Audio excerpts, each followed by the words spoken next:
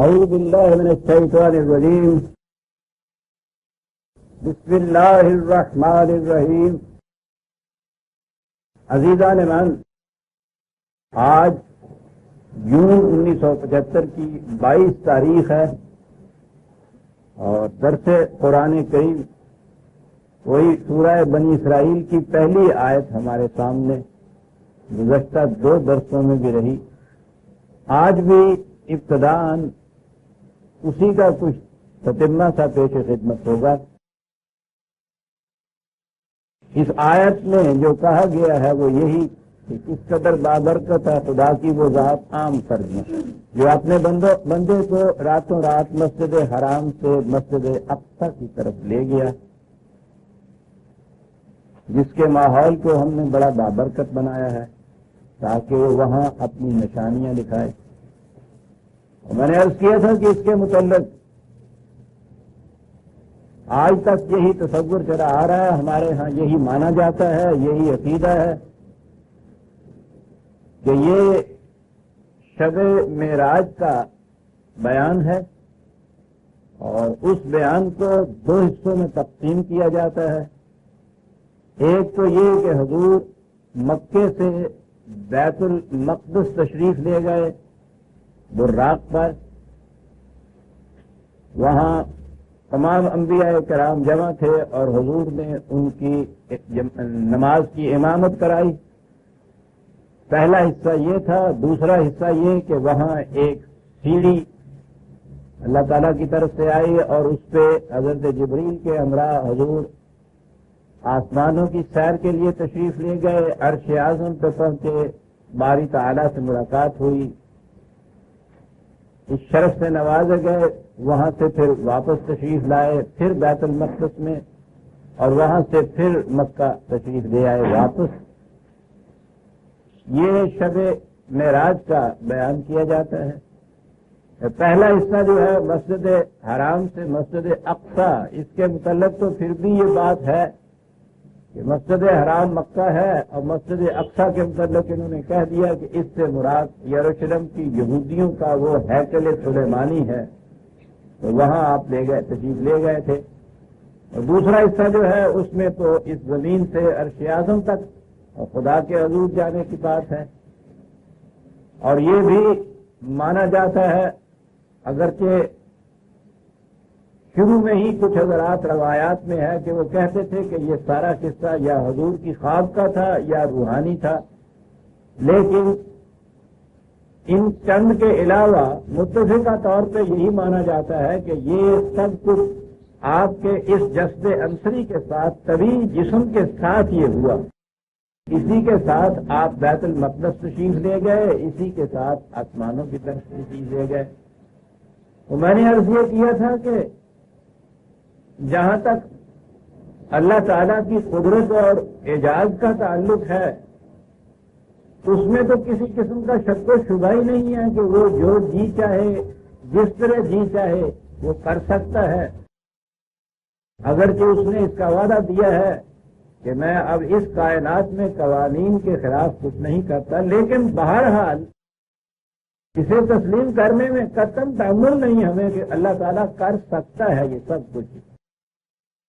جو چیز اس میں قابل اعتراض ہے وہ یہ کہ اگر یہ تسلیم کیا جائے کہ حضور اس جسم مبارک کے ساتھ آسمان پہ گئے اور آسمانوں پہ گئے اور وہاں خدا تعالیٰ سے اس طرح سے ملاقات ہوئی، تو خدا کی طرف سے معجزہ جو ہے، قدرت جو اس کی ہے وہ تو ایک طرف رہی. اس سے ماننا یہ پڑے گا کہ خدا بھی کسی اسپیس کے اندر، کسی مکان کے اندر، کسی جگہ کے اندر ہے جہاں ایک شخص کو فزیکلی اپنے جسم کے ساتھ ملاقات کے لیے جانا ہوتا ہے. تو یہ تصور خدا کے خلاف ہے، اس تصور کے خلاف ہے جو قرآن نے دیا ہے. خدا کا تصور قرآن نے یہ دیا ہے کہ وہ ہر جگہ موجود ہے، انسان کی رگے جان سے بھی زیادہ قریب تر ہے. تو اسے کسی خاص اسپیس کے اندر، مکان جسے کہتے ہیں، جگہ جسے کہتے ہیں، اس کے اندر اگر ہم رکھ لیتے ہیں تو خدا کے متعلق یہ تصور غلط ہو جاتا ہے جو قرآن نے تصور دیا تھا. وہ پہلی بات خدا کے تصور کی یہ ہے کہ وہ ٹائم اینڈ اسپیس کی جو حدود ہیں، اسے ٹائم کو زمان کہتے ہیں، زمانہ جسے کہا جاتا ہے، اور اسپیس کو مکان تک ترجمہ کیا جاتا ہے. یہ میٹر جسے آپ کہتے ہیں، مادہ جسے آپ کہتے ہیں، اس کی ڈیفینیشن یہ ہے کہ وہ اسپیس کو گھیرتا ہے، یعنی وہ جگہ لیتا ہے، مادہ اپنی جگہ لیتا ہے اور ٹائم میں ایگزسٹ کرتا ہے. تو وہ جو چیز کسی اسپیس کے اندر ہو اور ٹائم میں ایگزسٹ کرے وہ میٹیریل ہوتی ہے، وہ مادی ہوتی ہے. تو خدا کے متعلق بھی اگر یہ تصور ہو جائے کہ وہ کسی جگہ پہ گئے، اس نے جگہ کسی خاص کے اوپر ہے وہ، تو یہ مادی انداز کا خدا ہو جاتا ہے. قرآن کا تصور خدا کے متعلق بڑا ہی منزہ اور بڑا ہی مبرہ ہے. اسی لیے وہ بار بار کہتا ہے سبحان اللہ تعالی عما یصفون. یہ لوگ جو تصور خدا کے متعلق رکھتے ہیں وہ اس سے بہت اونچا ہے، بہت دور ہے. وہ یہی بنیادی چیز تھی. ہر مذہب میں خدا کا تصور ایک محسوس پیکر کا تصور تھا، ایک خاص مقام میں وہ تھا. زمان میں تو پھر ایگزسٹ کرے گا ہی جو محسوس پیکر ہوگا. قرآن نے اس کی تردید کی ہے اور خدا کا بڑا ہی منظم اور بلند تصور دیا ہے جو ٹائم اینڈ اسپیس کی ان حدود سے ماورا اور منزہ ہے. اور اگر یہ تسلیم کیا جائے کہ ایک انسان یا نبی اکرم صلی اللہ علیہ وسلم اس جسم کے ساتھ کسی خاص مقام پہ گئے تھے جہاں خدا سے ملاقات ہوئی تھی، تو خدا کے متعلق یہ ماننا ہوگا کہ وہ کسی خاص مقام پہ ہے. اور یہی تصور دیا جاتا ہے جسے کہا جاتا ہے خدا عرش کے اوپر ہے. کرسی کا تصور دیا جاتا ہے کہ وہ بہت بڑا تخت ہے اور اس کے اوپر کرسی ہے، خدا اس کے اوپر ہے. یہ تو وہی تصور ہے جو باطل مذاہب کے اندر خدا کا تصور پایا جاتا تھا. قرآن کا دیا ہوا یہ تصور نہیں ہے. تو میں جو یہ کہتا ہوں کہ یہ واقعہ اس طرح سے نہیں کہ حضور بجسد انصری کہیں تشریف لے گئے ہوں خدا کو ملنے کے لیے، اس کے خلاف اعتراض یہ ہے نہ کہ یہ کہ خدا ایسا کر نہیں سکتا. دوسری چیز جو مجھے آج کہنی ہے اور اسے بھی ذرا غور سے سن لیجئے، نبی کے متعلق، رسول اللہ صلی اللہ علیہ وسلم کے متعلق جتنی آپ باتیں، جتنے واقعات، جتنی سیرت آپ کی یہاں سنیں گے ان حضرات سے، اس میں یہ بتایا گیا ہوگا کہ ہر محیر العقول واقعہ جو حضور سے سرزد ہوا، بلکہ اتنا ہی نہیں بلکہ حضور نے اپنی زندگی میں جو کچھ بھی کیا وہ آپ کے اپنی طرف سے نہیں تھا،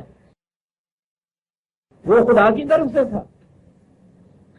اور اسے حضور کی بڑی عظمت، رفعت، بلندی، شان، جتنا اس میں مبالغہ کرتے چلے جاتے ہیں، بذام خیش یہ سمجھتے ہیں کہ ہم اتنا ہی حضور کی عظمت اور رفعت کو بلند کر رہے ہیں، آپ کی شان کو بالا کر رہے ہیں.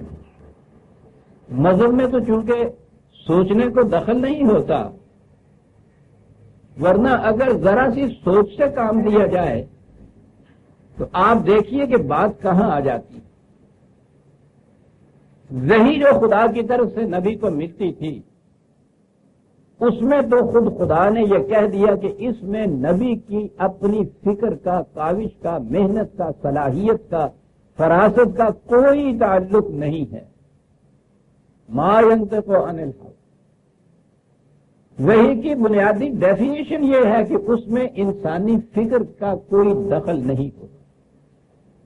وہ ایک خالصتاً خارج سے ملنے والا علم ہوتا ہے، خدا کی طرف سے اس نبی کو وہ دیا جاتا ہے. اور وہ علم بھی یہ نہیں کہ اس کے کانسیپٹ یا تصورات یا تخیلات دیے جاتے ہیں، الفاظ دیے جاتے ہیں.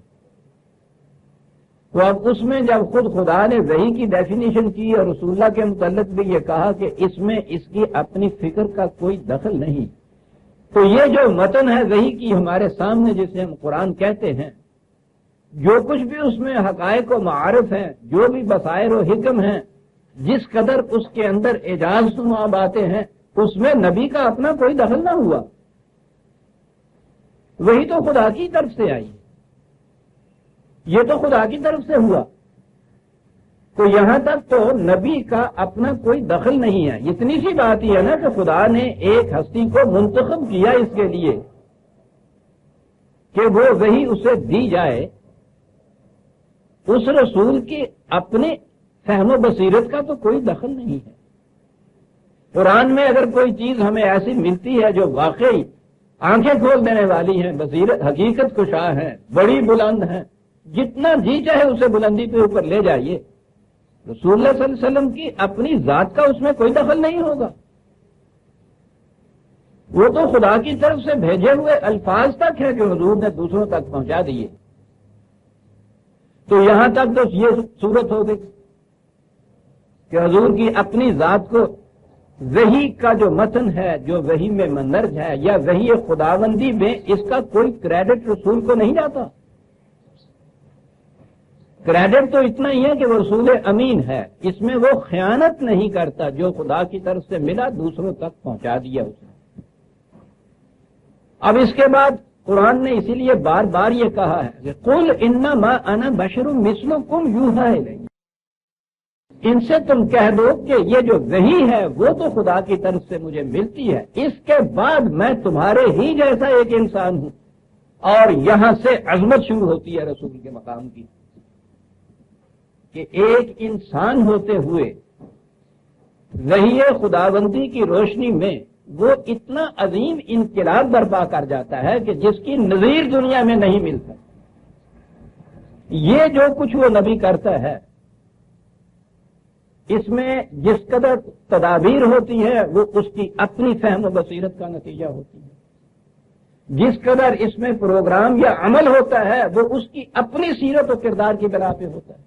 وہ اپنے اختیار و ارادے سے یہ کچھ کرتا ہے، وہ اپنی طرف سے یہ سب کچھ کرتا ہے، وہ انسان کی حیثیت سے یہ کچھ کرتا ہے. اور اسی لیے کہا کہ لقد کان لکم فی رسول اللہ اسوۃ حسنہ، اے انسانوں تمہارے لیے رسول کی زندگی ایک بہترین نمونہ ہے. اگر یہ سب کچھ بھی رسول جو خدا کرائے وہ کرتا چلا جائے، جو خدا کہلوائے وہ کہتا چلا جائے، پہلی چیز تو یہ کہ عزیزان من معاذ اللہ، 7 بار معاذ اللہ، اس کا کریڈٹ کیا جاتا ہے رسول کو. جو خدا نے کہلوایا حضور نے کہہ دیا، جو اس نے کرایا وہ اس نے کر دیا، بلکہ بعض اوقات تو کر کے بھی کچھ خدا نے ہی دیا.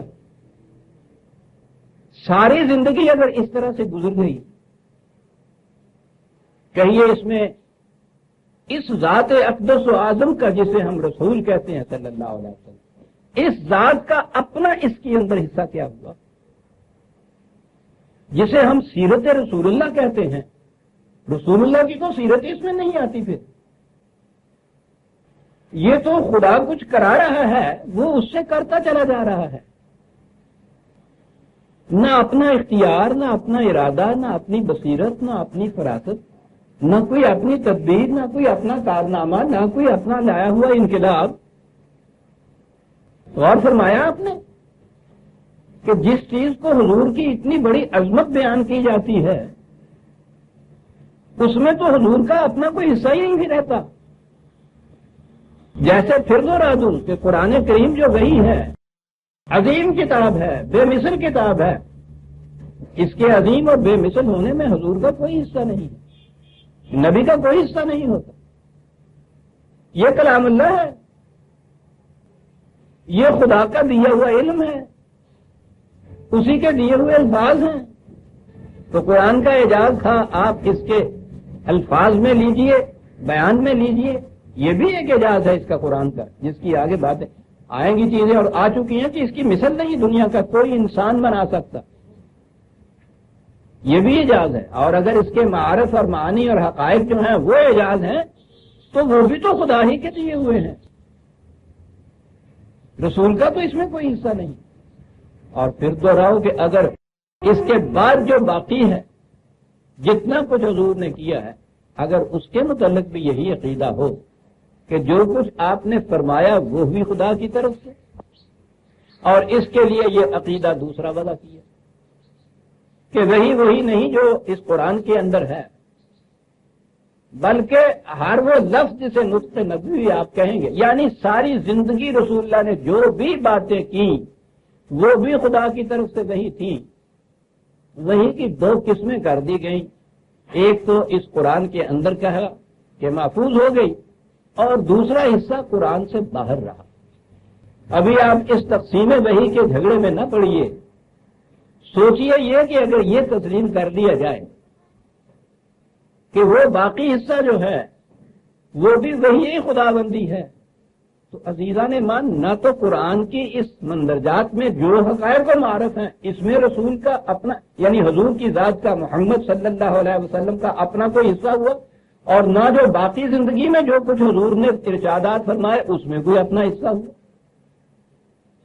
اس کے معنی یہ ہوئے کہ اگر ہمیں احادیث میں جن کو ہم تسلیم کر لیں کہ یہ ہو سکتی ہے رسول اللہ ہی کی تھی اپنی، ان میں بھی اگر ہمیں حقائق و معارف کچھ ملیں تو ان کا کریڈٹ بھی حضور کو نہیں جائے گا. پھر وہ جیسا قرآن کے حقائق اسی قسم کے اس کے اندر احادیث کے اندر حقائق، تو ساری عمر میں کوئی ایک لفظ بھی ایسا نہیں جس کے متعلق ہم یہ کہہ سکے کہ ہاں صاحب کتنے بلند مرتبے کی بات حضور نے کی. بات تو حضور نے کی نہیں،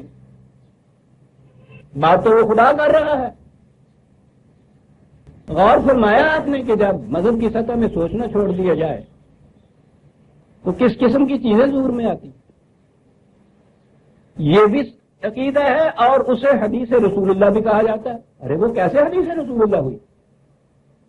عقیدہ اگر یہ ہے کہ وہ بھی سارا وحی خداوندی تھا، تو جیسے یہ حدیث رسول اللہ نہیں ہو سکتا جسے قرآن کہتے ہیں، وہ کیسے حدیث رسول اللہ ہو گیا؟ اور پھر آگے بڑھی. اس کے متعلق جہاں کہیں لکھا ہوگا قرآن کی آیت آئے گی قال اللہ تعالی کہا جائے گا، جہاں کہیں حدیث آئے گی قال الرسول کہا جائے گا. تو اگر وہ سارا وحی ہے تو یہ پھر وہ قال الرسول کا رسول کا قول کیسے ہوا؟ یہ تقسیم ہی غلط ہو گئی. سوچئے تو صحیح، منکر حدیث کس کو کہا جاتا ہے؟ اس عقیدے کو کہے گے نا آپ کے جو یہ مانے کہ وہ حدیث رسول کی ہوتی کوئی نہیں ہے، ساری عمر میں جو حضور نے کہا وہ تو وہی خداوندی ہو گیا. یہ تو الفاظ تک کی بات، حضور کے ارشادات جنہیں ہم کہتے ہیں اس کے متعلق یہ بات ہوگی کہ کوئی ایک لفظ بھی نہ رہا رسول اللہ کا اپنا عزیزان مان. اور پھر جتنا کچھ حضور نے کر کے دکھایا، اگر وہ بھی خدا کی طرف سے ہی معجزات تھے تو معجزے کا کریڈٹ بھی تو رسول کو نہیں پہنچتا، وہ تو خود کر کے ہی نہیں دکھاتا، وہ تو خدا اس سے کرا دیتا. ان معجزوں کو اگر دیکھا جائے، تسلیم کیا جائے، تو خدا نے حضور سے کہا کہ انگلی یوں کرو، آپ نے کر دی. خدا نے چاند کے 2 ٹکڑے کر دیے، وہ ہو گیا. آپ نے دیکھا کہ کبھی کھڑے ہو کے انہوں نے سوچا نہیں کہ ہم کیا کہتے ہیں.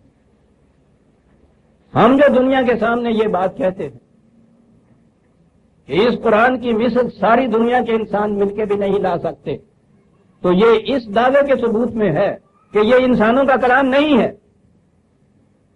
یہ ایک دعویٰ ہے ہمارا، اور دوسرا ہمارا دعویٰ اور ایمان ہے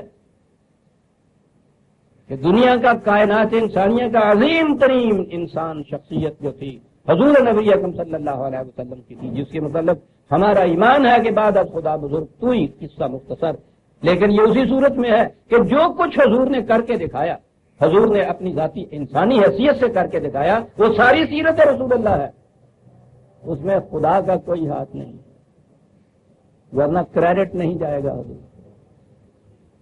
ہم قرآن کے ساتھ سیرت رسول اللہ کو بھی دنیا کے سامنے چیلنج کے ساتھ پیش کر سکتے کہ لاؤ اس قسم کا کلام کسی انسان یا انسانوں کے مجموعے کا ملا ہوا فکری طور پر لاؤ، اس کے مقابل میں نہیں لا سکتے تم. یہ ہے بات، کتنا بڑا چیلنج ہے. خدا کا کلام اس سے ثابت ہوا، اور ہم کہیں گے کہ لاؤ سیرت اس قسم کی جس قسم کی سیرت ہے نبی اکرم صلی اللہ علیہ وسلم کی، تم نہیں لا سکتے. لا سکتا ہے انسان. ہم جب کہیں گے تم نہیں لا سکتے تو ہم کہیں گے کہ وحی کی روشنی کو، اس کے اتباع کو چھوڑ کے اگر تم انسانی فکر کے اعتبار سے کہو تو اس قسم کا کردار اور سیرت بھی تم نہیں پیدا کر کے دکھا سکتے. وحی کی روشنی میں انسان اگر یہ اتباع وحی کی کرتا ہوا اور اس کی روشنی میں انسان خود اپنی صلاحیتوں کی روح سے یہ کچھ کرے گا، پھر یہ سیرت بنے گی اس کی. اور اسی لیے ہم اس سیرت کو بھی دنیا کے سامنے چیلنج کے ساتھ پیش کر سکتے ہیں یوں وہ سیرت رسول اللہ بنے گی، وہ یوں کردار رسول اللہ ہوگا، یوں حضور کی شخصیت کی یہ بلندی ہوگی، یہ ہوگا حضور کا صحیح احترام، یہ حضور کی صحیح رفعت ہوگی، وہ مقام ہوگا کہ ایک انسان ہوتے ہوئے وہ کچھ کر کے دکھا دیا کہ انسان دوسرا جب دیکھتا ہے تو اس کی زبان پہ بے ساختہ تحسین و آفرین کے پھول آ جاتے ہیں، ایک انسان ہوتے ہوئے جو وہ کر گیا۔ اور اگر قدم قدم کے اوپر یہ مانا جائے کہ صاحب اس میں تو اپنا کچھ حصہ ہی نہیں، میدان جنگ کے اندر یعنی دنیا نے جو حضور کی سیرتیں لکھی ہیں، غیروں نے جو لکھی ہیں، اس میں وہ ایک ایک قدم کے اوپر اعتراف کرتے ہیں۔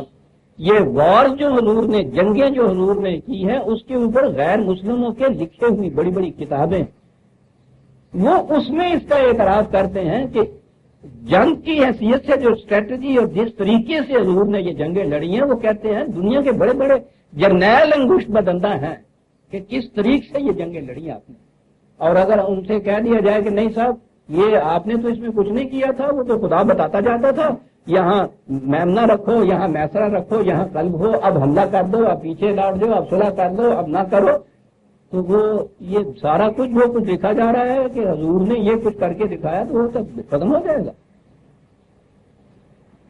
تمدنی اور سیاسی زندگی کے اندر حضور نے جو نظام قائم کر کے دکھایا اسے دنیا آج تک مثالی مان رہی ہے۔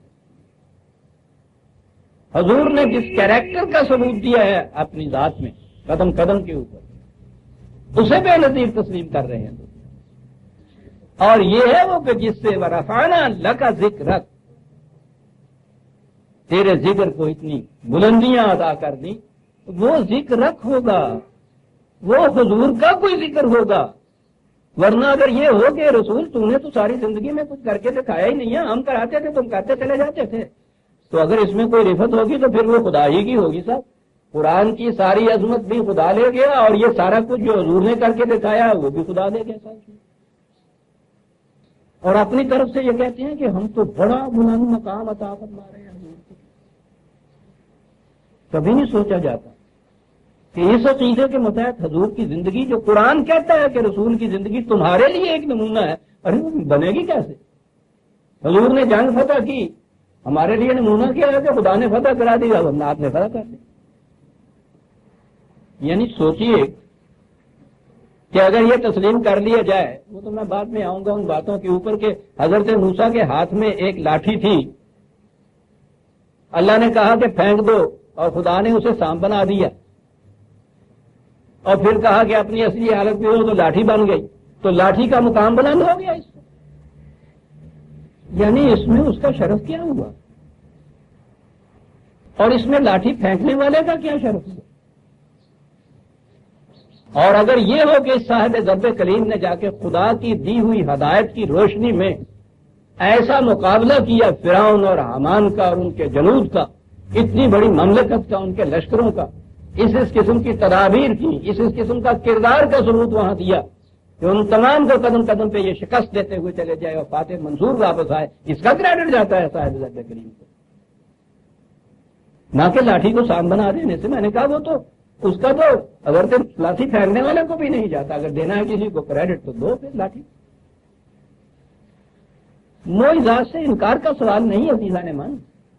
میں نے کہا کہ اس کائنات کا عدم سے وجود میں آ جانا اتنا بڑا معجزہ ہے، اس کے بعد تو ہر معجزہ ہیچ ہو جاتا ہے اس کے ساتھ۔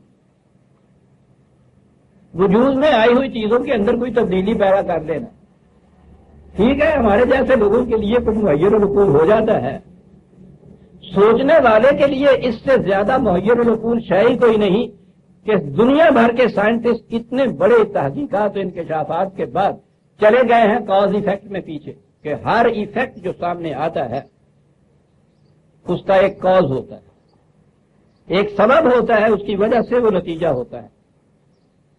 پانی گرم ہوتا ہے تو آگ کی حرارت کی وجہ سے ہوتا ہے، آگ حرارت پہنچاتی ہے تو اس کاربن کی وجہ سے پہنچاتی ہے، کاربن جلتی ہے تو آکسیجن کی بنا پر ہوتی ہے، جو موجود ہوتی ہیں چیزیں وہ لیے جاتی ہیں اس کو پیچھے کی طرف۔ جن اسباب یا جن ایفیکٹس کے معلوم جسے کہتے ہیں ایفیکٹس، آپ سمجھ لیجئے نا، جو نتیجہ برآمد ہو، پہلے اس کے کازز معلوم نہیں تھے، سائنس کا انکشاف اتنا ہی ہے، وہ ان کے کازز کو ڈسکور کرتا چلا جاتا ہے، پردہ اٹھاتا چلا جاتا ہے کہ اس کا یہ کاز تھا، اس کا یہ کاز تھا، اور کرتے کرتے کرتے جب وہ پہنچ جاتا ہے آغاز کائنات کے اوپر، وہاں پہنچنے کے بعد بڑے سے بڑا سائنٹسٹ بھی یہ کہہ کے بیٹھ جاتا ہے کہ یہاں یعنی یہ چیزیں جو ہیں، آئنسٹائن جیسے لوگ بھی وہاں کہتے ہیں کہ اس مقام کے اوپر آئنسٹائن اور ایک حل چلانے والا دہقانی یکساں ہے، نہ وہ بتا سکتا ہے کہ نتھنگنیس سے جو چیز موجود نہیں، کچھ بھی موجود نہیں، اس سے یہ کائنات کیسے وجود میں آئی۔ اس کے جواب میں ہم بھی ایسے ہی دہقانی ہیں جیسے ایک کھیت کا دہقانی ہوتا ہے۔ بالکل ٹھیک، اسے کہتے ہیں معجزہ۔ تو جب ہم اس معجزے کو مانتے ہیں تو اس کے نیچے باقی جو چیزیں ہیں، تو جس خدا نے نتھنگنیس سے پہاڑ کو بنا دیا، اس کے متعلق اگر خدا یہ کہہ دے کہ ہم اس پہاڑ کو دوسرے ہی دن دریا بنا دیں گے، تو اس میں کون سی ایسی بات ہے جو ہم کہیں کہ نہیں صاحب آپ نہیں کر سکتے؟ معجزے سے تو، خدا کے معجزے سے تو انکار ہی نہیں ہو سکتا، وہ تو، لیکن وہ تو خدا کا کریڈٹ ہوگا، اس کی قدرت کا ہم تسلیم کریں گے، خدا کی قدرت کو، کہ خدا ایسا ہے۔ اگر وہ نبی کے ہاتھوں سے یہ کچھ کراتا جائے اور کہے کہ ہم نے یہ کرایا، ہم نے یہ کرایا، اس پہ بھی ہم یہ کہیں گے کہ خدا ایسا ہے جو یہ کرا دیتا ہے۔ نبی کی عظمت اس میں نہیں ہے، رسول کی سیرت کی بلندی اس میں ہے کہ قل انما انا بشر مثلکم، یہ ہے سیرت کی بلندی، یہ ہے وہ پروگرام کہ وحی آئے اور وحی پہنچا دے اور اس کے بعد کہے کہ لیجئے میں بھی تمہاری صف میں کھڑا ہوا، اب دیکھیے کہ میں اس وحی کا اتباع کرتا ہوں، اس وحی کی روشنی میں کچھ کر کے تمہیں دکھاتا ہوں، اور تم دیکھ لو گے کہ وحی کی روشنی میں چلنے والا تمہارے جیسا ایک انسان کیا نہیں کر کے دکھا دیتا، اور جب یہ تمہارے جیسا انسان کر کے دکھا دیتا ہے تم بھی یہ کچھ کر کے دکھا سکتے ہو، قیامت تک انسان یہ کچھ کر کے دکھا سکتے ہیں، اور جو کر کے دکھایا پھر اتنے سے عرصے کے اندر وہ واقعی مہیر رسول، وہ واقعی بے نظیر، اور جس سیرت کا ثبوت دیا ہے، پھر اخلاق عالیہ کا ثبوت دیا ہے، جو اس کی مثال نہیں۔ اور یہی وجہ ہے کہ قرآن کریم نے رسول اللہ کے متعلق کہا انک لعلی خلق عظیم، تو کریکٹر کی بلندیوں کے اوپر ہے، تو کریکٹر تو اسی صورت میں ہوگا حضور جو آپ اپنے اختیار و ارادے سے، اپنے فیصلے سے کچھ کریں۔ جس چیز میں آپ کا کوئی اختیار و ارادہ نہ ہو وہ تو عزیزان من مجبوری کی، نہ مجبوری کی نیکی نیکی ہوتی ہے، نہ مجبوری کی برائی برائی ہوتی ہے۔ نیکی تو اسی میں ہے نا کہ آپ جھوٹ بولنے کی استطاعت اور قدرت رکھتے ہوئے سچ بولیں، اس وقت آپ جو مصیبت آئے جھیل جائیں، اسے کردار کہیں گے۔ اور اگر آپ میں بولنے ہی کی صلاحیت نہ ہو تو کبھی آپ نے سنا ہے کہ ساتھ گائے کو بڑا کریڈٹ جاتا ہے، اس نے ساری عمر جھوٹ نہیں بولا۔ بھئی کسی انسان کے متعلق تو یہ کریڈٹ جاتا ہے کہ عظیم انسان ہے، اس نے ساری عمر جھوٹ نہیں بولا، یعنی جھوٹ بولنے کی اس میں استعداد و استطاعت تھی، اس کا اختیار و ارادہ تھا دوراہے پہ کھڑا ہو کے کہ جی چاہتا تو جھوٹ بول کے اتنے فائدے اٹھاتا، جی چاہے تو سچ بول کے نقصانات برداشت کرے، اس نے ساری عمر جھوٹ نہیں بولا۔ یہ انسان کو کریڈٹ جاتا ہے، گائے کو نہیں جاتا۔ بکری کا کوئی کریڈٹ نہیں ہے کہ ساری عمر اس نے کسی کو ڈنک نہیں مارا، اس کو ڈنک ہی نہیں دیا گیا، اور نہ ہی شیر کو پھانسی دی جا سکتی ہے اس بنا کے اوپر کے صاحب روز چیز پھاڑ کرتا ہے، ایسا وہ آپ چیز پھاڑ کرتا ہی نہیں، نہ اس کا جرم نہ اس کا کوئی ثواب۔ اور معاذاللہ اگر کسی انسان کے متعلق بھی یہی عقیدہ رکھ لیا جائے کہ نہ وہ اپنے اختیار و ارادے سے سچ بولتا تھا، نہ اپنے اختیار و ارادے سے عدل کرتا تھا، نہ اپنے اختیار و ارادے سے اتنے بڑے جو مقام آتے تھے صبر اور ہمت کے، اس میں پورا اترتا تھا، آپ تو وہ کچھ کرتا ہی نہیں تھا، خدا اس سے کراتا چلا جاتا تھا۔ عظمت نہیں، عظمت اسی کے اندر ہے کہ وہ سب کچھ کرنے کا یہ اختیار رکھنے کے باوجود جو انسان کو پستیوں میں پھینک دیتا ہے، وہ ہر امتحان کے اوپر پورا اترتا ہے اور اقدار خداوندی کو کبھی ہاتھ سے نہیں چھوڑتا۔ یہ کریڈٹ ہے۔ ٹھیک ہے، پھر کسی میں کسی ایک مقام کے اوپر کریڈٹ ہوتا ہے تو اس کو آپ کہتے ہیں کتنی بڑی بات تھی صاحب کر دی، یعنی ساری زندگی کسی کی خاص اس کو وجود میں گزرے، کسی خاص مقام کے اوپر آ کے اس قسم کے کردار کا ثبوت دے دے کہ آدمی اشکار اٹھے، کہہ دیتا ہے آدمی کہ صاحب اس کا یہ ایک کام ایسا جو ہے وہ دھو گیا ہے اس کے سارے نام اعمال کو، کہا جا سکتا ہے۔ لیکن جس کی زندگی کو ہم دیکھیں شروع سے آخر تک، ہر قدم کے اوپر اس قسم کا مہیر الوقوع کارنامہ وہ خود کر کے دکھا دے رہے، آپ دیکھیے کہ اس کی زندگی کتنے اونچے مقام پہ پہنچ گئی۔ محمد الرسول اللہ صلی اللہ علیہ وسلم یا محمد عربی کی زندگی صلی اللہ علیہ وسلم یہ تھی کہ ساری زندگی میں جہاں جہاں مقام آیا ہے کسی امتحان کا، جہاں دوراہا آیا ہے، وہاں اس بلندی سیرت اور پاکیزگی کردار کا ثبوت دیا ہے کہ ساری زندگی مسلسل ایک گوہر تابدار بن گئی ہے۔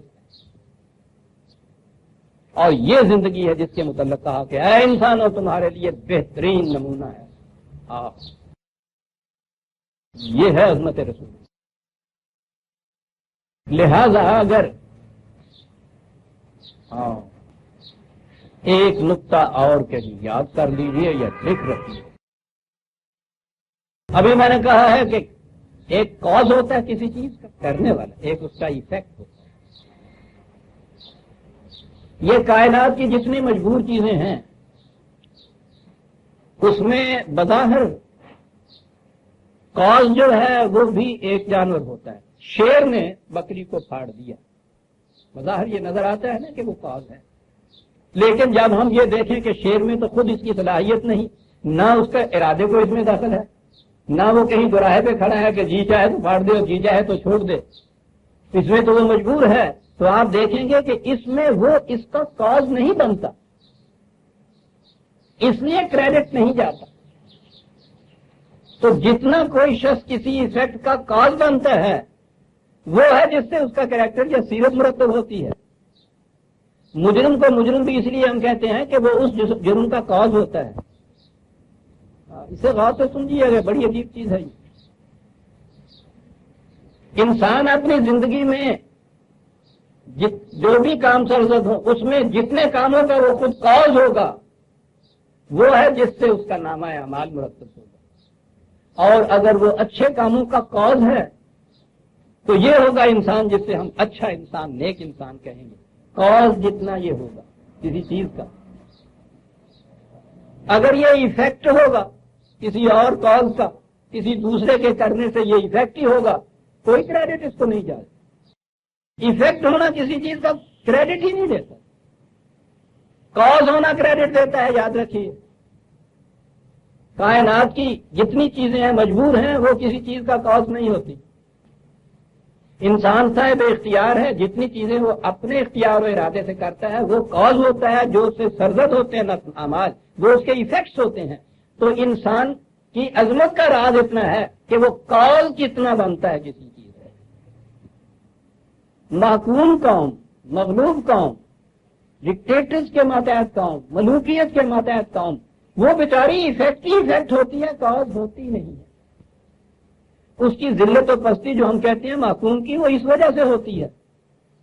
ہو سکتا ہے کہ کھانا وہ اس سے بھی بہتر کھائے جو اس سے یہ کچھ کرا رہا ہے۔ غلام اور آقا کی زندگی، یہ محکوم اور مفتون اور محتاج اور غلام، یہ ایفیکٹس ہوتے ہیں اپنے آقا کے احکام کا۔ استاد ہوتا ہے آقا، اس نے یہ کرایا ان سے، فلاں کام کرایا اس نے۔ آپ جو اپنے ملازم سے کہتے ہیں کہ جا کے یہ چٹھی ڈالو، آپ کو جو چٹھی پہنچی ہے، یہ جو ایفیکٹ آتا ہے، اس کا کاز وہ آقا ہے، یہ غلام نہیں ہے۔ غلام کاز نہیں بن رہا۔ یاد رکھیے، زندگی میں جس قدر زیادہ ممکن ہو کاز بنیے، یہ انسانیت کا مقام ہوگا۔ کم از کم ایفیکٹس بنیے، یہ محکومی کی دلیل ہوگی، کوئی کرا رہا ہوگا۔ خدا کی قدرت کاملہ یا خدا کا عظیم مقام جو ہے وہ یہ ہے کہ وہ خود کسی کاز کا ایفیکٹ نہیں ہے، ہر ایفیکٹ کا کاز ہے۔ جو انسان جتنا کاز بنتا چلا جائے گا اتنا ہی خدا کی صفت اس کے اندر آتی چلے جائے گی، خدا کے رنگ میں رنگا چلا جائے گا۔ یہ مقام تو مقام خداوندی ہوگا کہ وہ کسی کاز کا ایفیکٹ نہ ہو۔ اسی لیے اس کے لیے ہمارے ہاں ایک پرانی اصطلاح سی مسبب الاسباب، کہ جتنے کازز ہیں ان تمام کا انتہائی کاز خدا، کسی کاز کا ایفیکٹ نہیں. یہ ہے خدا کی ایک ڈیفینیشن. اور خدا کے بندے وہ ہوں گے جتنا زیادہ وہ کاز ہوں گے دنیا میں کسی چیز کا، اتنے ہی وہ خدا کے مقرب ہوں گے، اتنا ہی خدا کا رنگ ان کے اندر آیا ہوا ہوگا. جتنے ایفیکٹ ہوتے چلے جائیں گے اتنے ہی وہ کائنات کی مجبور چیزوں میں داخل ہو جائیں گے، وہ تھنگز بن جائیں گے، انسان نہیں رہیں گے سارے. تو خدا کے متعلق یہ سمجھ لیجئے کہ وہ اتنی، یعنی وہ خدا اس لیے ہے کہ وہ کسی اور کاز کا ایفیکٹ نہیں ہے، اور ہر ایفیکٹ کا کاز ہے وہ سب. یہ ہے خدا کی عظمت. اور پھر سن لیجئے کہ انسان کی عظمت بھی اس میں ہے کہ وہ بتا سکے مرتے وقت کہ میں کتنے اچھے ایفیکٹس کا کاز رہا ہوں. اگر یہی ہوگی کہ میں کتنے کاز تھے جن کا ایفیکٹ رہا ہوں تو یہ تو دلیل ترین زندگی دنیا کے اندر. نبی وحی کے معاملے کے اندر ایفیکٹ ہوتا ہے، کاز خدا ہوتا ہے. وہ کلام اللہ ہوتا ہے جسے وہ دیکھتا ہے، اس کا کلام نہیں ہوتا. اور اگر نبی کی ساری زندگی یہ مان لی جائے جسے اپنی عقیدت مندی کے کہتے ہیں کہ صاحب بڑا اونچا مقام ہم نے کہا، ہر لفظ خدا کی طرف سے بولتا ہے، ہر کام اس کی طرف سے کراتا ہے، یہ تو اور ایفیکٹ ہو گیا. وہ کسی بھی عمل کا کاز نہ رہا صاحب. اور اگر یہی چیز جو آپ کہتے ہیں کہ اسوہ حسنہ بننی ہے تو ہمارے لیے تو اور دشواری ہو گئی. تو عام انسانوں کو تو خدا یہ کچھ نہ ان سے خدا کہلواتا ہے نہ کراتا ہے. تو آپ تو خود اس نے کچھ کرنا نہیں ہے کہ وہ رسول اللہ کی اس زندگی کے خلاف چلا جائے گا جس کا آپ کو تصور دیا گیا ہے. خدا آپ سے کچھ کراتا نہیں ہے. تو پھر اس کے بعد ہوا کیا؟ ہوا یہ کہ ہم مسلمان ہو گئے. نہ ہم خود کچھ کرتے ہیں نہ خدا ہم سے کچھ کراتا ہے.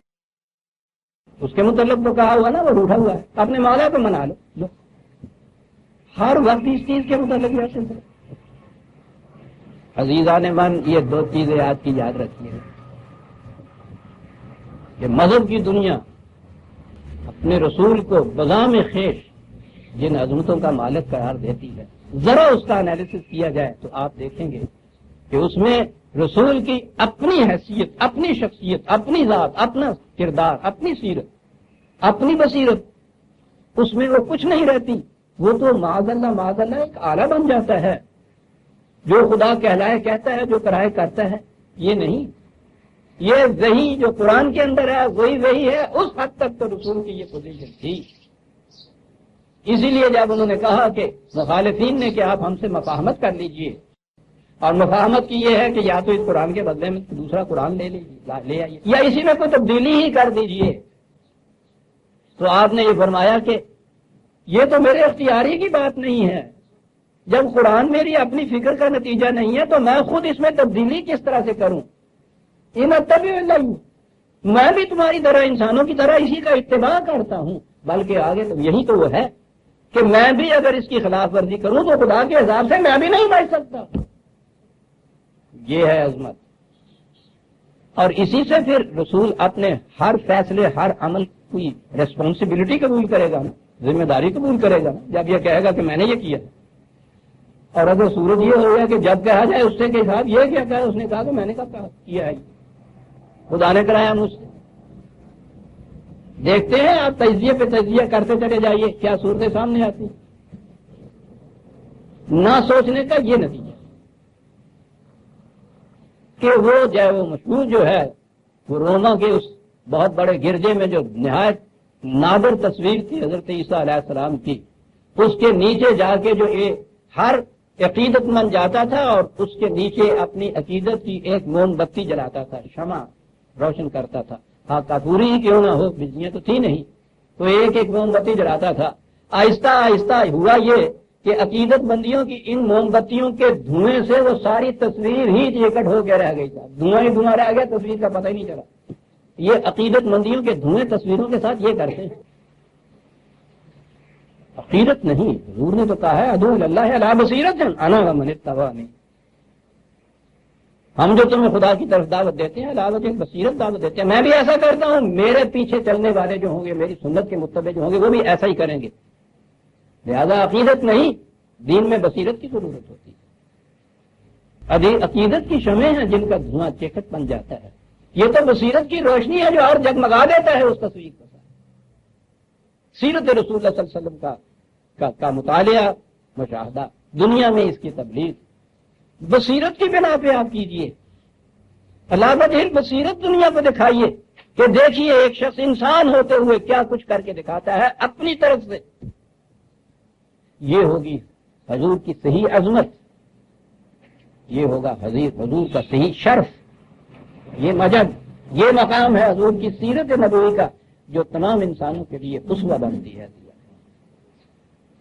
انہیں ذہن میں رکھیے گا اور جیسا میں نے کہا کہیں نوٹ بھی کر دیجیے گا. پتہ نہیں یہ مواقع پھر ملتے ہیں یا نہیں. اس کی روشنی میں لیجیے اس آیت کہ اگر یہی چیز جو ہو، سبحان اللہ یسرا بعبدہ لیلا من المسجد الحرام الی المسجد الاقصی الذی بارکنا حولہ لنریہ من آیاتنا، اگر یہ وہی واقعہ بیان کیا جاتا تو اس میں آ جائے یہ بات، تو خدا ان کو وہاں سے وہاں لے گیا، وہاں سے وہاں چلے گئے، آپ وہاں چلے گئے، واپس تشریف لے آئے. بات نہیں. جیسا میں نے عرض کیا تھا کہ یہ تو ہجرت کا واقعہ ہے، اور ہجرت قریب ہر ایک نبی کی زندگی میں جو پروگرام ہوتا ہے اس کا ایک لازمی حصہ ہجرت بھی دیکھا گیا ہے. نبی جس مقام میں پیدا ہوتا ہے سب سے پہلے وہ اپنے جو اقرب ہوتے ہیں، اقرب کے معنی رشتہ دار نہیں ہیں، جو اس کے گرد و پیش ہوتے ہیں، قریبی ہوتے ہیں، ماحول میں ہوتے ہیں، وہ ان میں اپنی تبلیغ شروع کرتا ہے. نیچرلی شروع ہی وہاں کرنا چاہیے. قرآن نے خود جب مدارے دیے ہیں، پہلے کہا ہے کہ اپنے عشیرت، یہ اہل خاندان جو ہے پہلے تو وہاں سے بات شروع کرو. اور عزیزان من، جب بھی بات شروع کی جائے گی پروگرام کے مطابق یہاں سے شروع کی جائے گی، اپنے گھر سے شروع کی جائے گی. تبلیغ کرنی ہے پہلے گھر سے کرو، اصلاح کرنی ہے پہلے گھر سے کرو. رسول اللہ سے کہا گیا ہے، جن کے متعلق یہ ہے کہ کافت للناس کے لیے حضور تشریف لائے تھے، لیکن آغاز کار ہوتا ہے اپنے اہل خاندان کے، یہاں سے بات شروع کرو. پھر کہا کہ یہ مکے والوں سے یہ بات کرو، پھر کہا کہ اس کے گرد و پیش کی بستیوں سے یہ بات کرو، پھر کہا اہل کتاب کو بھی اس میں شامل کرو. وسیع ہوتا چلا گیا، یہ دائرہ ہوتا چلا گیا. کہا کہ کافت للناس کے لیے اس دور کی جو مہذب ترین جو مملکتیں تھیں ان تک بھی حضور نے پھر یہ پیغام بھیج دیا. قیصر کو بھی لکھ دیا اور کسریٰ کو بھی لکھ دیا کہ تمہارے کسانوں اور مزدوروں اور غریبوں اور محتاجوں کے ساتھ تمہاری مملکت میں جو مظالم ہو رہے ہیں میں دیکھ رہا ہوں، تم ان سے باز آ جاؤ. اگر ایسا نہ کرو گے تو ان کی ذمہ داری تمہارے اوپر عائد ہوگی اور تم سے ان کا کفارہ لیا جائے گا. تو گویا اطلاع کار جو تھی یہاں سے نبی کرتا ہے اپنے ہاں سے. یہاں جب وہ دیکھ لیتا ہے کہ یہ وہ مقام ہے، یہاں سیچوریٹ ہو گئے، جو کچھ ممکن تھا ہونا یہاں وہ ہو گیا. یہاں سے وہ انسانوں کو تربیت دے کے ساتھ ملاتا چلا جاتا ہے، ایک جماعت کی تشکیل کرتا ہے. پہلا پروگرام یہ ہوتا ہے. اور جب وہ دیکھتا ہے کہ اب جو باقی ہیں ان میں سر دست اس کی صلاحیت نہیں اور وقت تھوڑا ہے میرے پاس، تو وہ ان تربیت یافتہ اپنے رفقا کو ساتھ لے کر کسی ایسے مقام کی طرف چلا جاتا ہے جو اس مشن کی کامیابی کے لیے زیادہ سازگار ہوتا ہے. اسے کہتے ہیں ہجرت. جب وہاں جا کے پھر وہ اس نظام کو قائم کر دیتا ہے تو پھر اعلان کر دیتا ہے باقی مقامات پہ بھی جہاں جہاں اس پیغام کے ماننے والے ہوتے ہیں. جب یہاں امکان ہو جاتا ہے، اس کا امکان نہیں بلکہ جہاں متشکل ہو جاتی ہے یہ مملکت، یہ نظام کہ اس میں وہ آ سکتے ہیں وہ لوگ، اس وقت ہجرت کو فرض قرار دے دیتا ہے دوسروں کے اوپر، پہلے فرض نہیں قرار دیتا.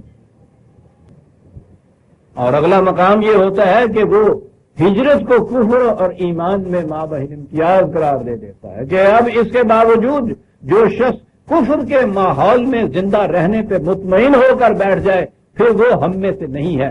ماحول جب موجود ہو گیا ہے اب ایسا جس میں آپ خدا کے بتائے ہوئے راستے پہ چل سکتے ہیں، تو پھر اپنی کسی مصلحت یا مفاد کی خاطر ایسے ماحول میں رہنا کہ جہاں تمہیں غیر خدا بندی نظام کے تابع زندگی بسر کرنی پڑے، کہہ دیا کہ یہ اسلام نہیں ہے. لیکن یہ اس وقت کہا گیا ہے جب وہاں اس کا امکان ہو گیا، بلکہ وہ عملاً متشکل ہو گئی وہاں ہوتی، اس وقت پھر ہجرت ہر ایک کے اوپر فرض قرار دے دی گئی. تو ہجرت یہ وہ ہے. سابقہ سورت کی آخری آیتوں میں یہ کہا گیا تھا کہ یہ تمہارے خلاف بڑی بڑی سازشیں کرتے ہیں، اور سازشوں میں یہ بھی ایک چیز تھی کہ اب ہر طرح کا حربہ استعمال کر کے دیکھ لیا، یہ شخص تو باز ہی نہیں آتا اپنے اس مشن کی تبلیغ میں۔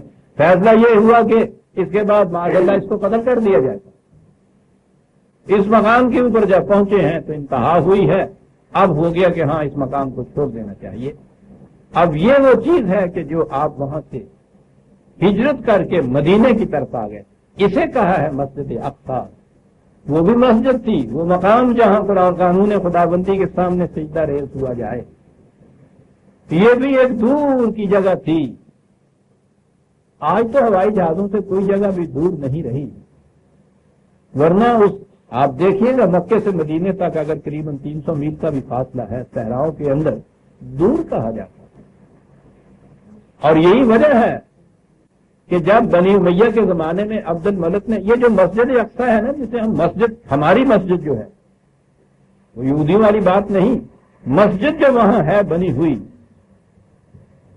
وہ مسجد جو ہے وہاں، اور وہ جو چٹان کے اوپر ایک قبہ بنایا ہوا ہے، یہ بنی امیہ کے بادشاہ خلیفہ عبد الملک نے بنایا، کوئی سن 70 یا 74 میں ہجری میں، رسول اللہ کی وفات کے اتنا عرصہ بعد۔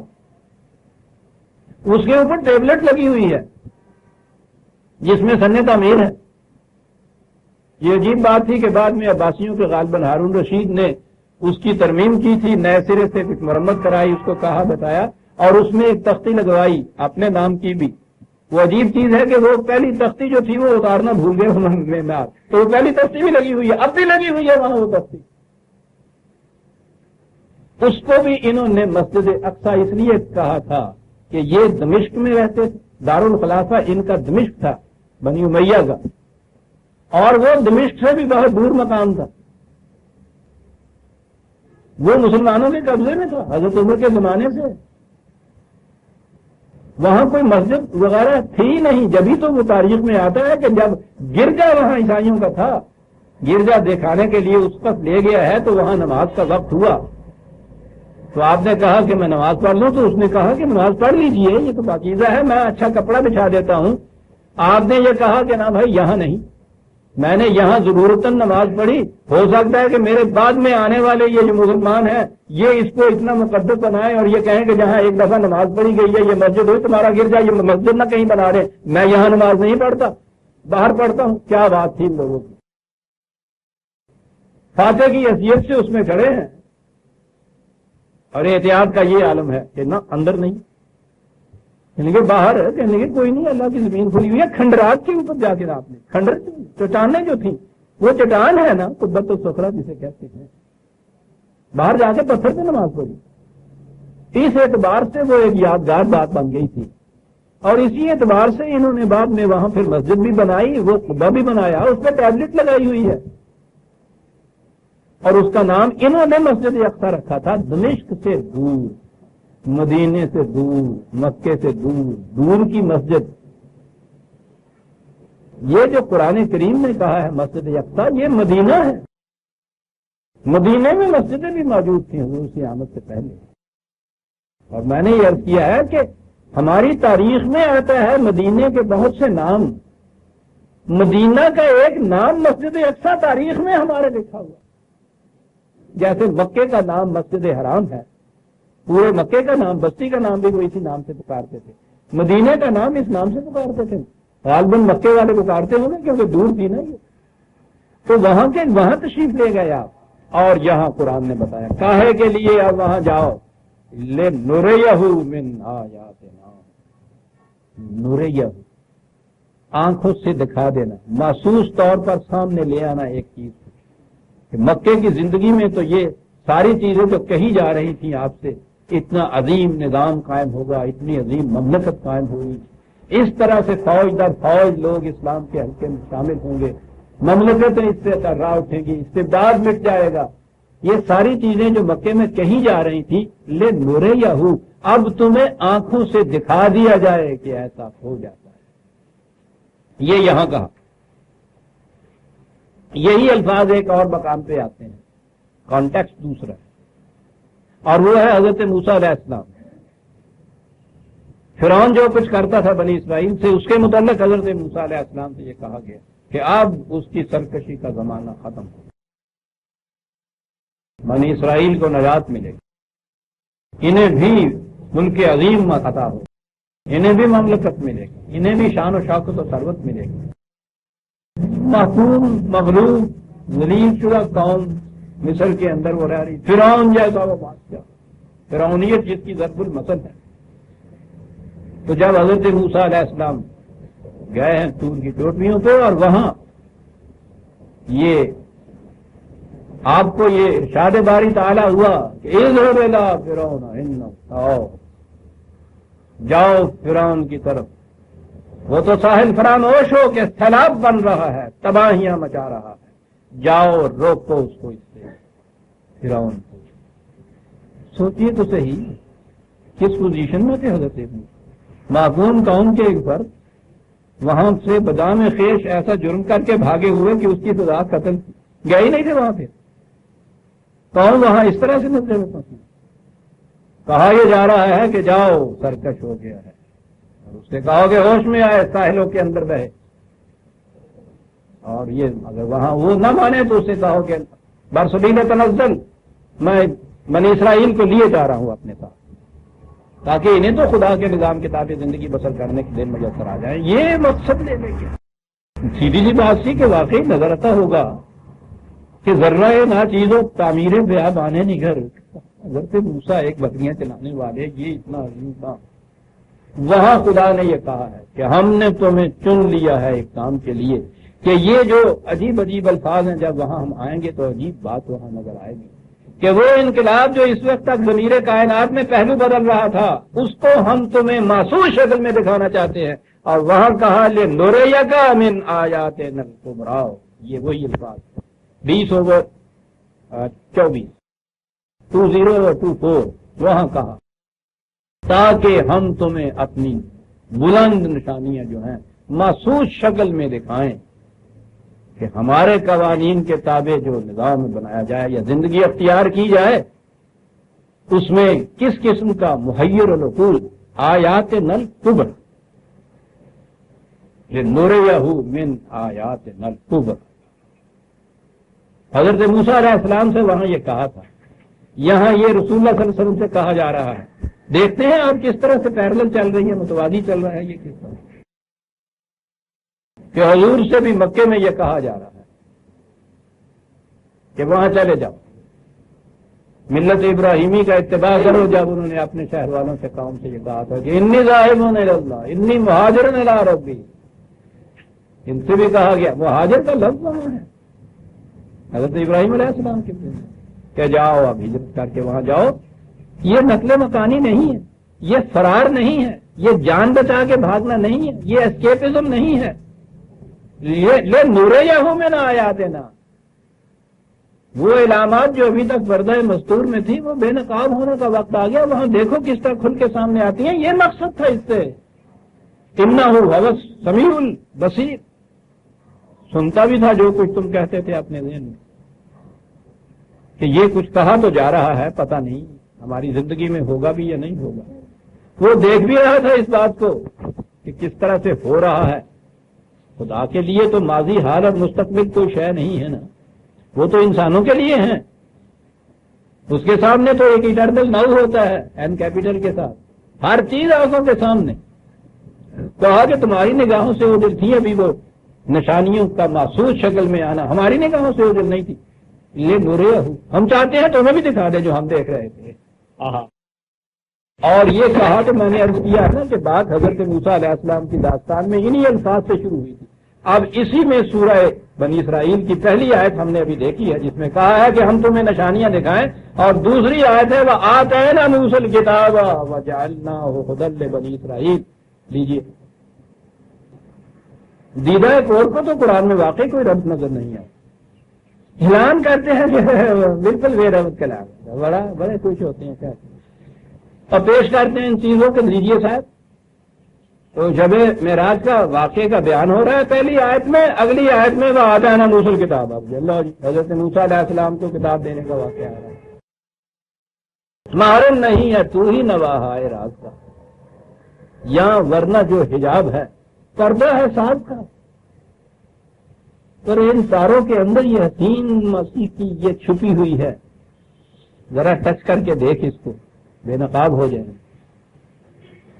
پڑی ہوئی ریڈ جو ہوتی ہیں ان ساز کے اوپر وہ تو واقعی بے رب سی نظر آتی ہے، لیکن ان کو ترتیب کے ساتھ جب اس کو چھیڑا جائے تو ایسا رب پیدا ہوتا ہے. عزیزان من پوچھیے، قرآن کی یہی کیفیت.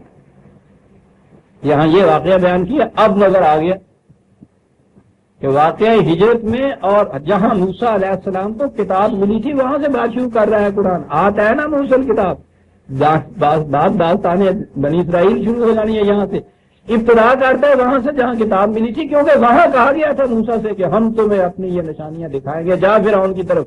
یہ تھی وہ چیز کہ کتاب موسیٰ سے بات شروع کی ہے اس واقعہ ہجرت رسول اللہ صلی اللہ علیہ وسلم کے بعد. ہم نے موسیٰ کو بھی کتاب دی تھی جیسے تمہیں کتاب دی. یہ کتاب ہی کے مطابق عمل کرنے کا نتیجہ تھا کہ موسیٰ نے وہ کچھ کر دکھایا اور اب تم یہ کچھ کر کے دکھاؤ گے. جالنا ہو ہدل بنی اسرائیل، اتنا سا ہی فرق ہے کہ وہ ایک قومی چیز تھی. بنی اسرائیل کے لیے کامیابیوں اور کامرانیوں کے راستہ، وہ راستے کی کشاد کرتا تھا، راستہ دکھاتا تھا. یہ ہدل للناس ہے قرآن، یہ قومی نہیں ہے، یہ نو انسانی کے لیے ہے. لیکن بات تو کتاب کے ملنے سے شروع ہوتی ہے. ہوگا تو یہ سب کچھ کتاب ہی کے ذریعے. موسیٰ کو کتاب دی تھی جو بنی اسرائیل کے لیے، اور کہا کیا تھا، کیا بات، اللہ تتخذوا من دونی وکیلا.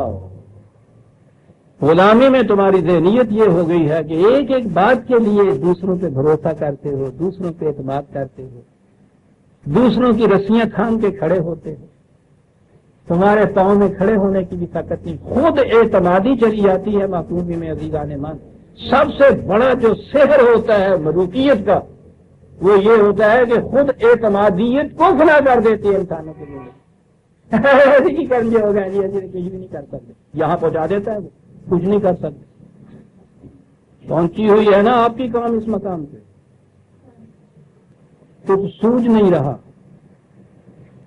تو پہلا جو پہلی تعلیم، پہلا سبق، پہلی تاکید جو قوم سے کی جاتی ہے وہ یہ، اللہ تتخذوا من دونی. سارے بھروسوں کو چھوڑ دو، سارے اعتمادات کو چھوڑ دو، سارے سہاروں کو چھوڑ دے. یہ تمہیں غلامی کی زنجیروں میں جکڑے ہوئے ہیں، جتنا جتنا ان کے سہاروں کے اوپر بھروسہ کرتے چلے جاؤ گے زنجیریں پختہ ہوتی چلی جائیں گی. توڑ دو ان زنجیروں کو، ہمارے قانون کے اوپر بھروسہ کرنے سیکھو. دیکھو کیا بنتا ہے. کیا لفظ وکیلا یہاں لایا ہے قرآن. عزیزان من، قوم کے دل میں پھر خود اعتمادی پیدا کر دیجیے، سیلف کانفیڈینس اس کے اندر پیدا کر دیجیے. یہ ہو کے رہے گا. اور دوسری چیز یہ کہ کسی خارجی بیرونی طاقت کے اوپر بھروسہ کر کے دینا چاہیے.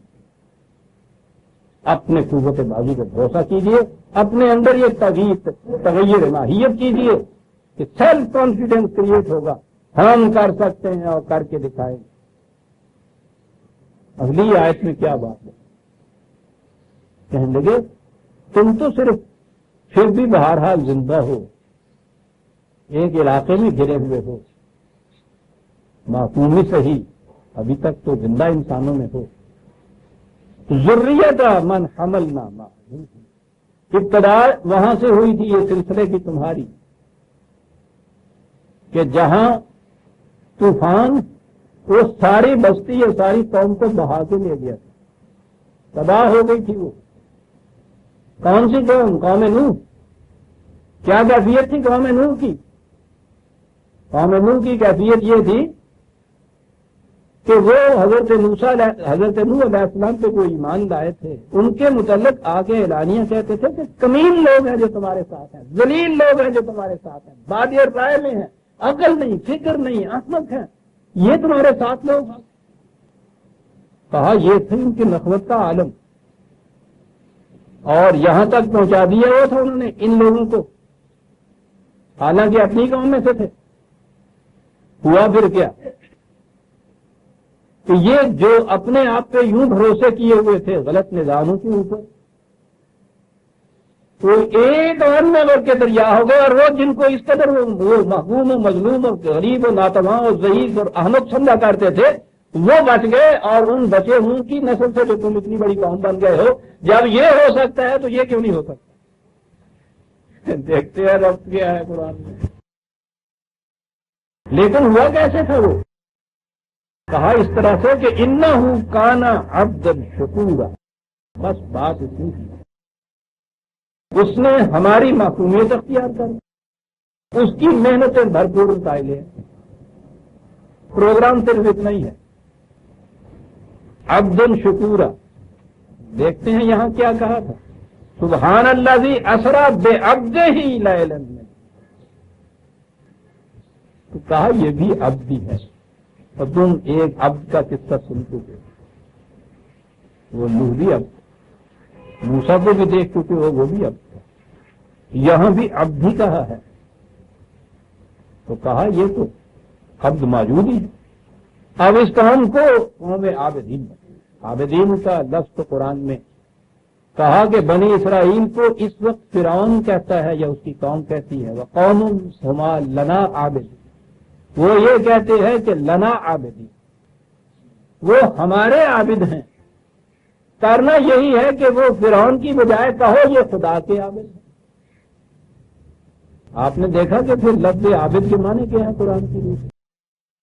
فرعون نے جب کہا بنی اسرائیل کو کہ یہ قوم ہماری عابد ہے، تو یہ تو کہیں بھی نہیں آیا تاریخ میں کہ بنی اسرائیل پرستش کرتے تھے فرعون کی، بالکل نہیں. اور حضرت موسیٰ علیہ السلام نے بھی تو فرعون سے جا کے یہی کہا تھا.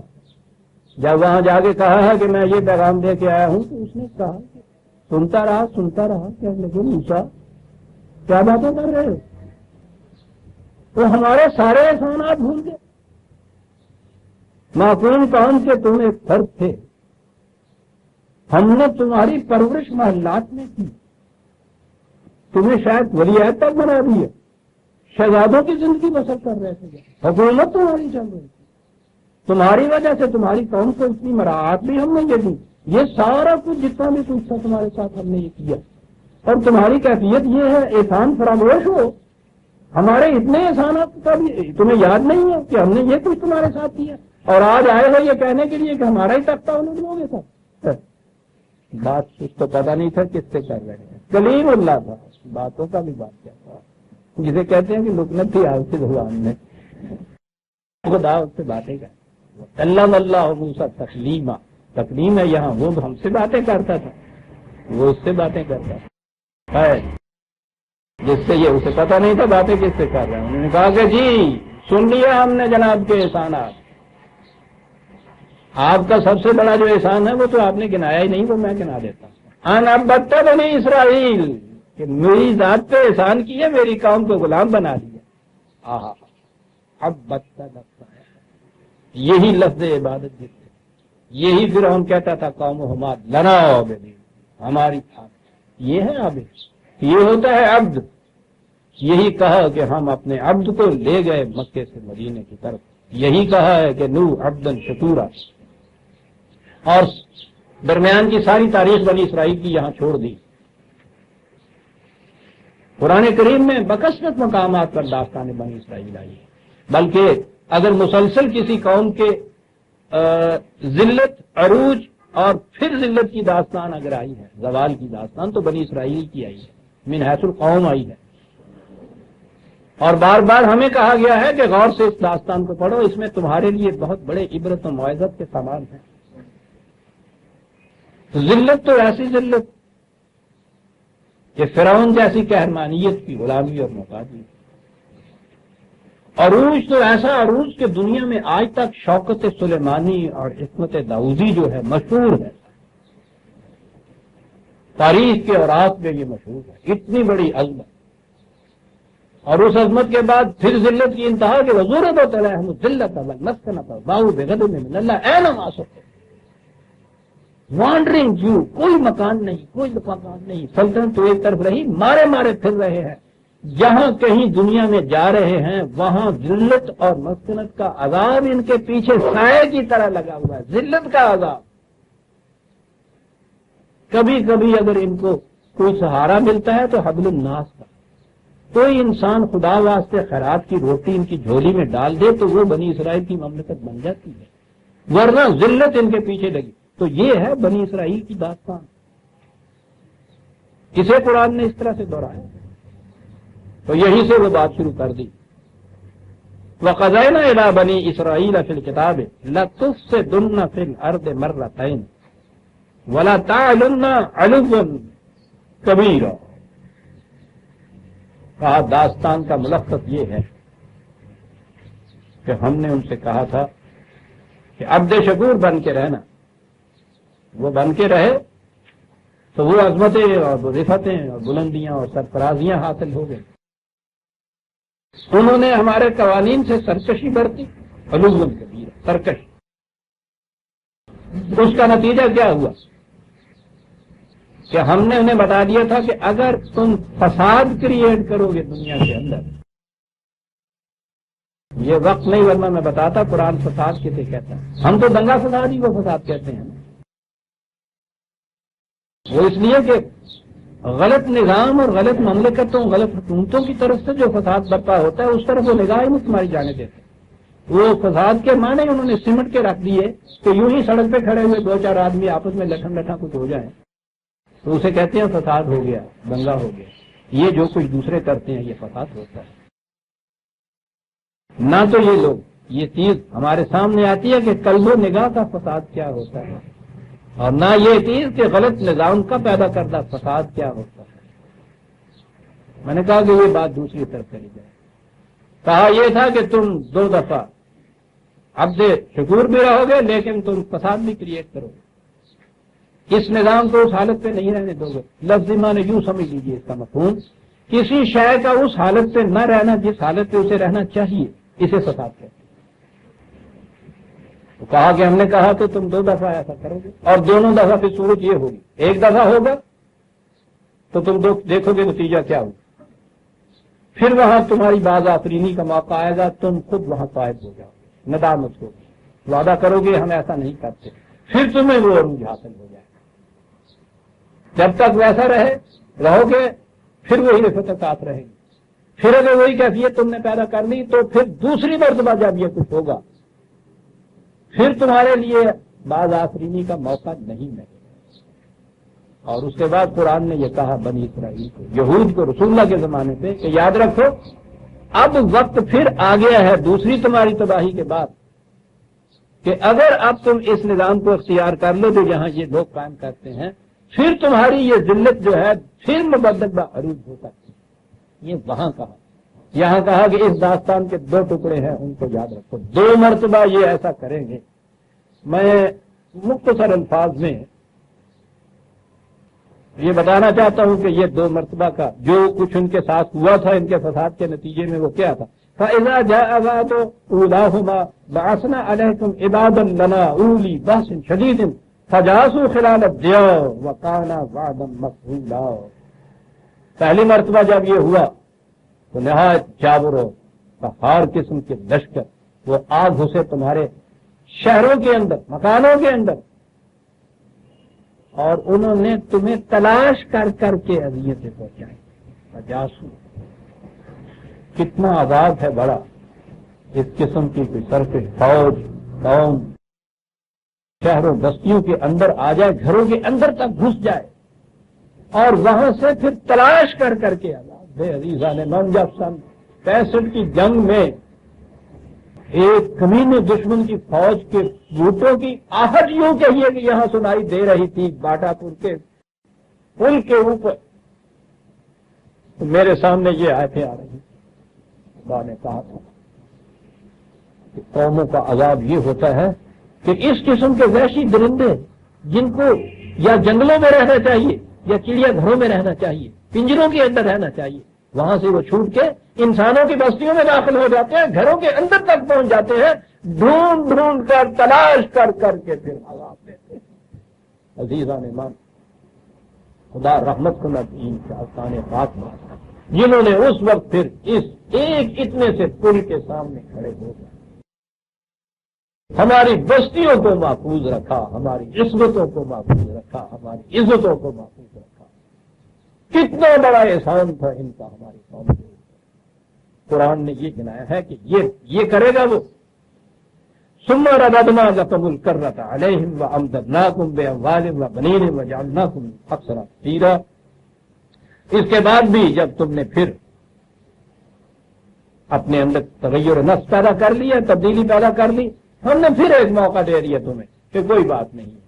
پھر وہ عظمت مل گئی اور آگے میں جا کے آؤں تو کہہ دیا تم سے کہ وَإِنْ عُدْتُمْ عُدْنَا، اگر تم پھر وہی روش اختیار کرو گے تو ہم بھی وہی کچھ کریں گے تمہارے ساتھ۔ ٹھیک ہے، عُدْتُمْ عُدْنَا، انیشیٹو لائز وتھ مین، تم یہ کرو گے ہم بھی یہ کریں گے۔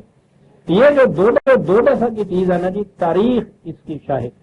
پہلی دفعہ تو یہ بیت المقدس فلسطین میں یہ تھے، بیت المقدس ان کا دارالخلافہ یوں سمجھ لیجیے۔ بابل قاضی تو تھا، بابل میں ایک بادشاہ ہوا مفت مسر، بڑا ظالم بات۔ ظالم کہہ رہی یہ تو ایک اسباب بن جاتے ہیں، فساد تو کہتا ہے نا قرآن کہ انہوں نے اپنے ہاں کریٹ کیا تھا، ڈس آرڈر ہو گیا ہوا تھا اپنے، یوں کہہ لیجیے ڈس آرڈر کا اچھا ترجمہ ہے اس کا۔ نتیجہ اس کا یہ کہ وہ تو پھر جس جگہ خراب ہوتا ہے وہ تو آندھی کو آواز دے کے بلا لیتا ہے نا، جھکڑ تو آتا ہی اسی وقت ہے نا جب کہیں ویکم ہوتا ہے۔ بگاڑ سے جب ویکم پیدا ہوا تو وہ ایک لشکر جلاد لے کے بخت نظر آ گیا۔ یہ واقعہ ہے 599 قبل مسیح کا، 599 قبل مسیح کا، 600 سال قریب قبل مسیح کا۔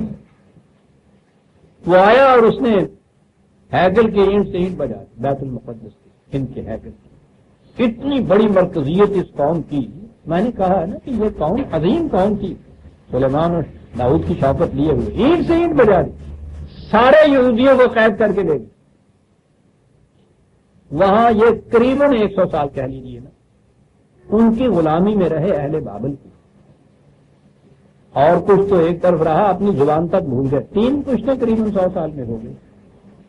وہاں جو حالت ہے یہ مجموعہ تورات جو ہے اس کے اندر اب بھی ان کے جو اس زمانے میں ان کو یہ نبی کہتے تھے، جو ہیکل کے پریسٹ وغیرہ ہوتے تھے، ان کے نوحے ہیں اس تورات میں، بڑے درد انگیز، بہت سوزے جگر والے، معصومی کے اندر حساس جو لوگ تھے ان میں سے ان کے۔ تو اس کے بعد انہی کے نوحوں سے یا ان کے جو یہ لوگ اس قدر اپنی قوم کے دردمند تھے، غالباً انہی کی ہی کہنے پر ایران پاس ہی تھا، ایران میں اچھے بادشاہ پیدا ہو گئے۔